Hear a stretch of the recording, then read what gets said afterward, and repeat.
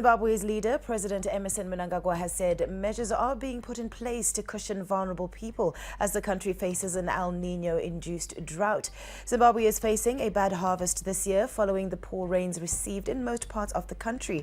Already, plans for this year's winter cropping season have been set in motion. The president was speaking at the 374th ordinary session of the ZANU-PF Politburo in Harare today. So far, the ZANU-PF government has already set plans in motion for the winter cropping season. We are a nation capable of feeding ourselves.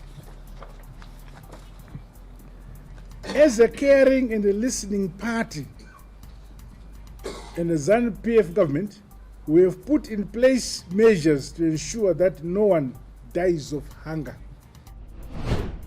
Meanwhile, the president met with traditional leaders in Harare earlier today, where he tasked them to identify vulnerable groups in their communities to facilitate distribution of food aid. In view of the dire effects of the El Nino weather phenomenon, I want to assure the nation that measures have been put in place to guarantee adequate food for all communities of our country.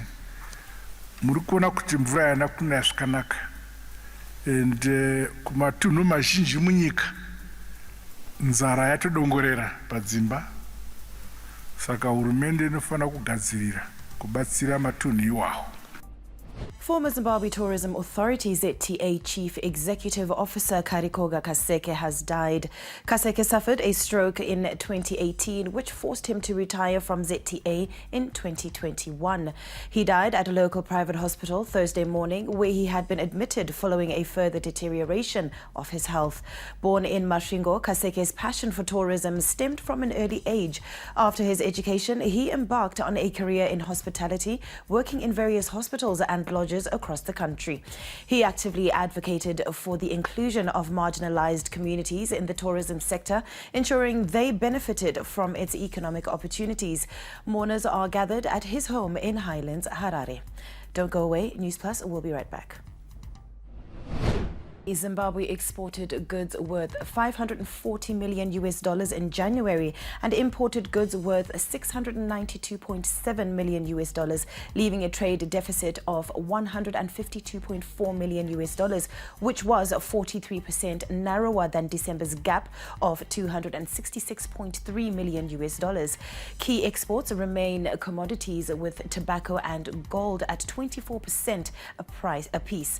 During the period, fuel accounted for 20% of imports, while machinery accounted for 12%.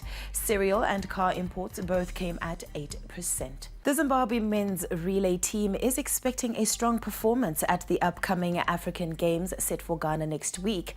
The men's team is on a high after recently clocking the second leading time in the world this year in the 4x100 meter relay at the all-comers meet in Zambia. The team blitzed the track with a time of 39.75, which is only a second to Australia's 38.43 set last week in Queensland. A star-studded lineup featuring Ngoni Makusha, Garen Muwishi, Liford Zuze and Dixon Kamgeremu is tipped for a podium finish at the Games alongside other individual races.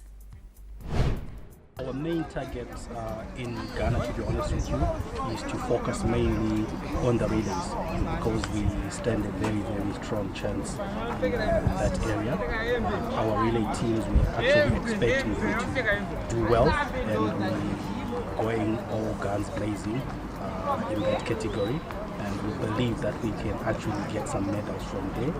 And Zambia actually gave us an indication of what to expect. We are not saying it's going to be a straw in the park, but we've got chances, and we have spoken to the boys and we have told them the importance of this, and they are happy, they're excited, they really want to take on the challenge head on.